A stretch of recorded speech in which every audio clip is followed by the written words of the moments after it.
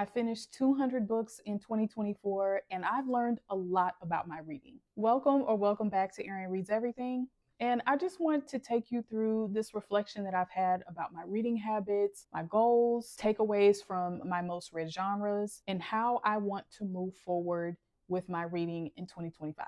Grab a drink, let's get comfy, and let's talk about reading. First of all, I love audiobooks and I will never quit using them. It's the best thing that happened to reading for me. But I will be prioritizing my physical books moving forward. For nearly a decade, I was primarily an audiobook listener because I still got to enjoy a book while I was folding laundry, driving, cooking, cleaning, doing all of the things that would not allow space for me to sit down and read a book. But this year, I've had some more time made available to me, and I have really enjoyed creating a magical experience, sitting down and enjoying a physical book. What I most look forward to is enjoying a quiet morning with my book, with my coffee, in my favorite spot on the sofa, and I can enjoy my book for about an hour, hour and a half before everyone woke up. And I wanted everything nice and clean so that I didn't have to think about my to-do list when I'm spending that time diving into a world and essentially just focusing on myself.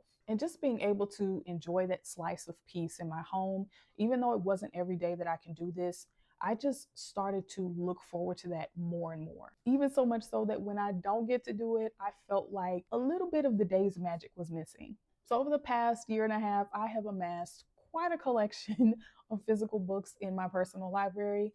But I noticed that I was still using the audiobooks like from the library to get through those books because I was just so much in the habit of multitasking. And while I adore those audiobooks, I want to make sure that I am giving my physical books space, even if that means I get through them slower. And it's not only about, having that magical experience that I just mentioned, but it's also about getting my money's worth for the books that I buy. For me, I just feel like I have to open and see every single page or at least half of that book in the physical format for me to feel like I've gotten my money's worth of it. And I just want to make sure that I'm getting the value on what I'm spending. Now, speaking about my audiobook consumption, like I said, that's not going away, but I have learned that I need to slow down my speed just a little bit. My husband is also an audiobook listener, and he's constantly teasing me about my chipmunk speed that I listen to my audiobooks at, which is sometimes 2 times or 2.25. It really depends on the narrator's original tempo. But sometimes I multitask a little too hard, and then I look up and I'm like, wait a minute, when did we get here? Who is this? So I just found myself missing some parts of the story, not in any way to make me confused about the big picture as a whole, but again, it's about absorbing most of those details. And I think some multitasking things like cooking, where I'm just kind of focusing on not burning stuff and making sure I'm not chopping my fingers off, I might have missed something in the midst of that. So I'm going to slow down my speed a little bit. And I also may be a little more selective in what multitasking activities that I'm doing so that it's not taking away from my comprehension. Because I will admit, it is not fun when you have to rewind and see what you missed or make the decision to just move forward with that gap of understanding.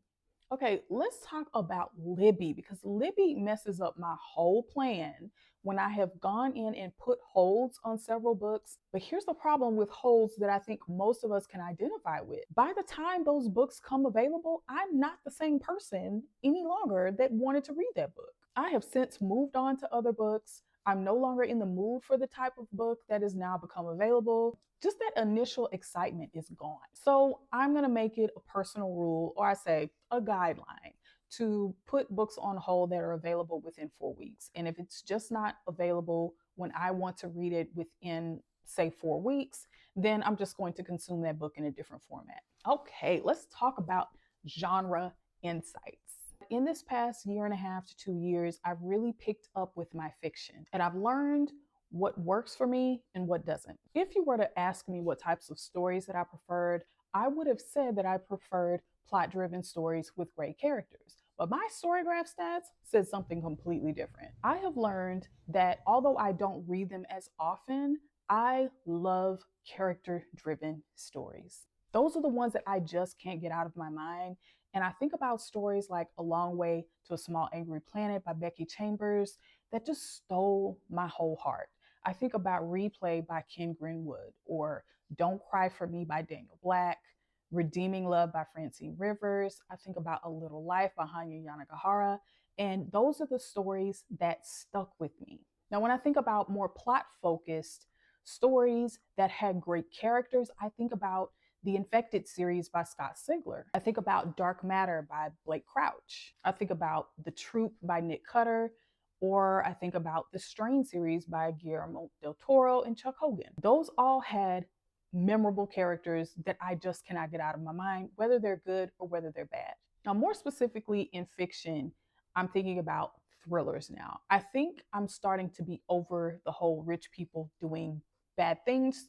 And I find myself being in those worlds with those unlikable characters, but they're not necessarily memorable. And I admit those kinds of stories keep me on my toes, but it's more so about the ending. Like, what's the reveal? What's the twist? Who done it? More so than actually enjoying my way throughout the duration of the story. I am a reader that needs that. I need to feel enjoyment throughout the duration of the story, and I can let you have a lackluster ending if I enjoyed most of my time.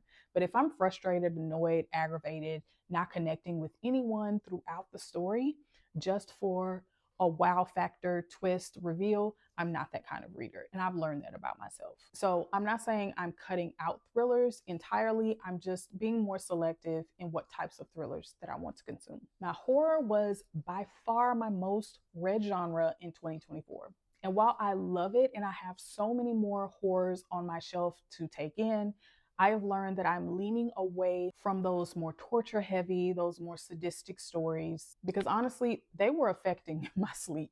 The shock factor just wasn't worth me not even feeling comfortable going to sleep at night. And this is no shade to those types of stories. It's no kind of hate to the people who can take this and not be affected by it. But I have learned that I was. And so I'm going to try to avoid those stories as best as I possibly can. And what that looks like for me is more of like the captive tropes, the kidnapping, the serial rapists. I'll probably lean away from those. I'd like to read more supernatural, more possession horror, more haunted house stories, more sci-fi horrors, and especially those stories where people are like going on hikes and things going bad in the woods, like The Ruins or This Wretched Valley or The Troop. Those are the stories that I want to lean more into. And so for sci-fi and fantasy, I enjoy a high fantasy story, but I don't know that I have the patience for a long series anymore. So if it's more than 3 books, I need to love it to commit to it.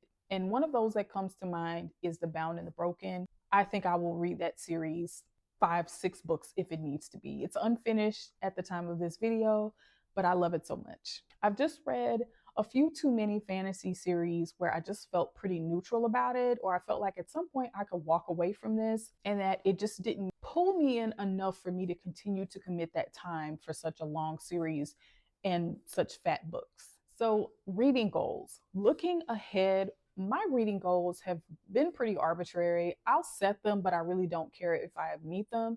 In 2024, I set the goal of 100 books because in 2023, I read 95 books. But in 24, I actually doubled that and I hit 200 books, which is insane. I'm very proud of that unintended accomplishment, but I'm not in competition with myself. I'm not in competition with anyone else. I don't care if I meet my goal or not. And I just am going to continue to enjoy being in that flexible space. I also am going to prioritize rereads. I honestly have enough books on my finished bookshelves that I could just survive on another year of just rereads alone. There have been so many books that just stuck with me, just connected with me, or ones that I just wanted to revisit to see what else I can gather from them. There are books that I haven't read in 10, 15 years that I want to revisit, and I want to make space for that more in 2025. As opposed to only reading books that are new to me. So that is everything of what I've learned in the past 200 books over 2024. It's been a really great discovery for me in finding what I love, what I didn't love, what I want more of, what I can take a little less of. And the best part, which is building a community of other book lovers. So I want to hear from you. What have you learned about your reading in this past year? Are there any genres that you want to lean more into, or are there some that you want to leave behind? So thank you so much for hanging out with me today as we reflect. Don't forget to like and subscribe and share with me in the comments what your reading reflections have been from 2024.